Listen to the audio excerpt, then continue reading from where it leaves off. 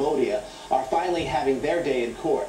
A United Nations-backed tribunal is underway this week, with several of the leaders responsible for the deaths of millions finally facing justice. When the Vietnam War ended in 1975, a new regime took control of Cambodia. They evacuated cities, banned modern technology, and killed anybody with an education or who was seen as a potential threat to their plans.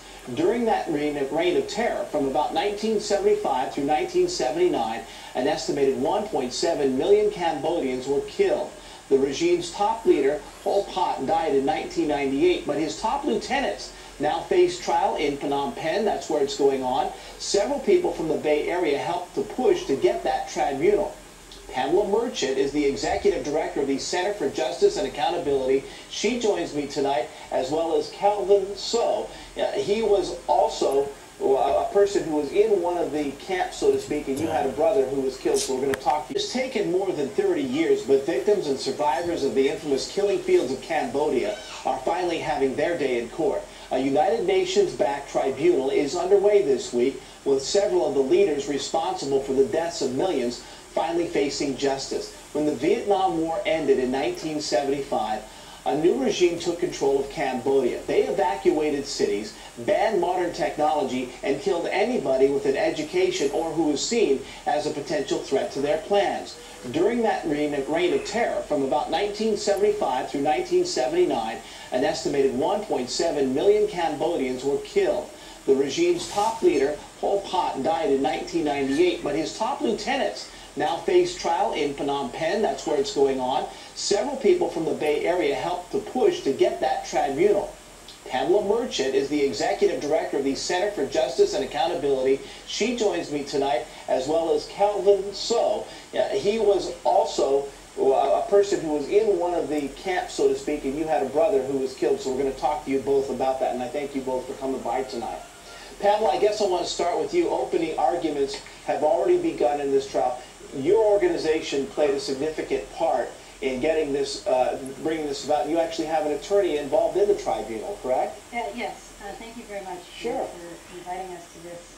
We are representing 45 civil parties in this is the second Khmer Rouge trial, and we aren't actually the prosecutors. We're representing victims, and we're assisting the prosecutors. So the case is it's a significant case that spans many years and millions of deaths. And why did it take so long to get the tribunal going? It's more than 30 years.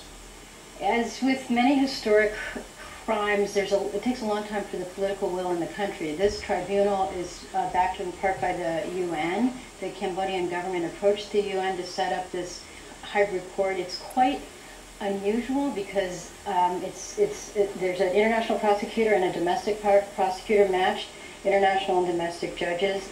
The long-term goal of this tribunal is to leave a functioning court system in place.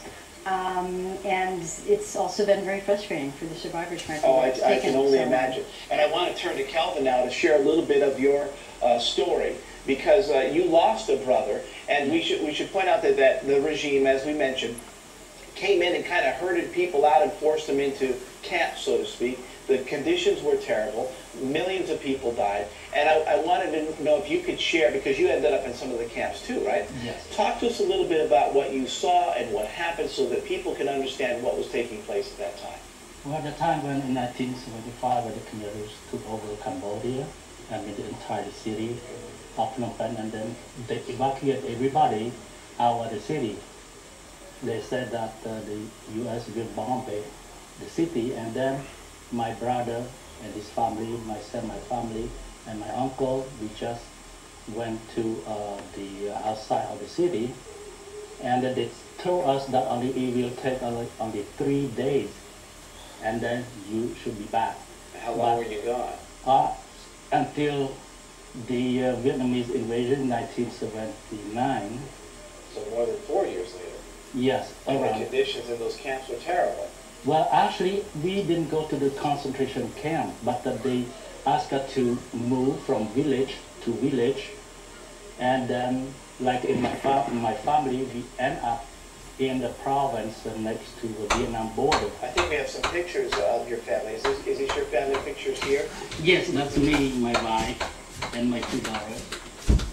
So what eventually happened to your brother? Now, I understand, was he a surgeon, is that correct? Yes, he was a surgeon. And what happened to him? What became of him? He's the time when he separated from me, and he's just went with his wife and the daughter, the son, and I never heard about him until his wife came to the U.S. and she told us that he was taken away from his marriage and his son-in-law. So what does it mean now, Pamela, to be able to have this? And thank you for sharing your story. We appreciate it, and I know it's difficult. It's an important story so people can remember and don't forget and they know what happened. Tell me a little bit about how important it is to have this. I know it's taken 30 years and I know the ramifications of having a justice system there.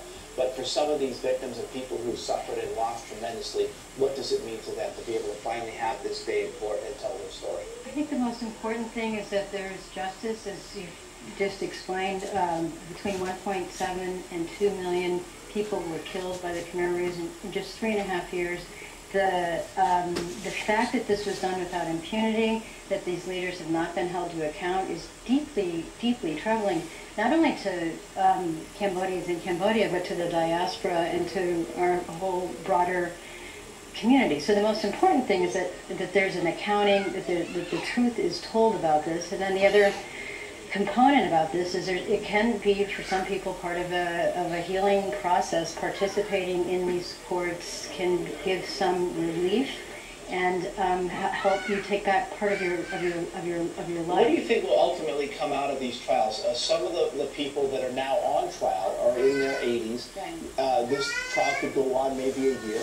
In some cases, they don't even know if they'll last the length of the trial, although that's speculation. But the point is, what would you like to see come of this at this point, and what do you think will happen? Well, in the first Khmer Rouge trial, Duke, who was the head of the notorious prison where 15,000 people were killed, he was sentenced to 35 years in prison. That sentence was reduced partly for time served, but that was a very important moment. He was the first person to be held accountable for all the things that happened under this regime.